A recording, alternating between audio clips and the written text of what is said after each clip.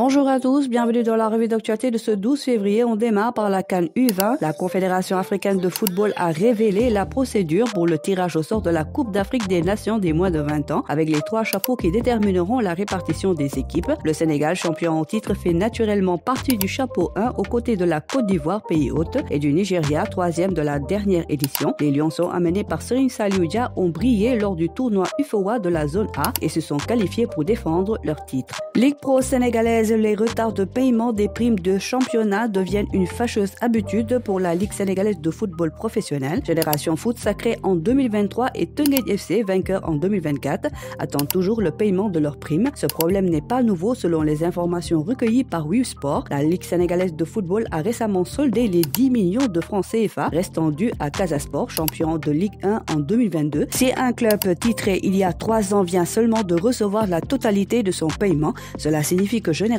Foot et Teungueth FC devront encore patienter avant de percevoir leurs primes. Série A, l'attaquant sénégalais de la Lazio Rome, Boulaye Dia, demeure incertain pour la prochaine rencontre de son équipe face à Naples ce samedi. Dans le cadre de la 25e journée de Série A, il a été contraint de quitter prématurément le terrain lors de la victoire de la Lazio contre Monza dimanche après avoir subi une entorse à la cheville droite suite à un duel avec Armando Izzo. L'absence de Boulaye Dia contre Naples pourrait être un coup dur pour la Lazio, d'autant plus que l'attaquant sénégalais a été l'un des joueurs clés de l'équipe cette saison avec 10 buts et 4 passes décisives à son actif. Direction Metz, sortie sur civière en raison d'un choc au dos lors du dernier match. Idrissa Gueye n'a pas pris part à la séance d'entraînement du jour. Si son état de santé ne semble pas alarmant, sa participation au prochain match contre Guingamp reste incertaine. Heureusement, son état de santé ne le semble pas très préoccupant et son absence n'est pas jugée grave. Le FC Metz espère pouvoir compter sur lui pour le prochain déplacement à Guingamp samedi pour la 23e journée de Ligue 2. Lambeau pour finir, en Open Press ce mardi, le fils de Falaye Baldé a promis une belle victoire à ses supporters ainsi qu'à tous les Pikinois. Ama Baldé s'est montré sûr de lui, estimant qu'une défaite n'était pas envisageable. Enfin, le combat entre Reug Reug de Thiaroye et Boy Niang 2 de Gaulle a été régularisé auprès du CNG de lutte. Les deux protagonistes connaissent maintenant la date de leur confrontation. Gaston Production est passé à la vitesse supérieure dans le cadre du combat Reug Reug Boy Niang 2. Après le dépôt du certificat de guérison du fils de Gaulle, le combat a été calé au 29 juin 2025. L'annonce a été faite par Abdoulahat Ndiaye, membre de Gaston Production.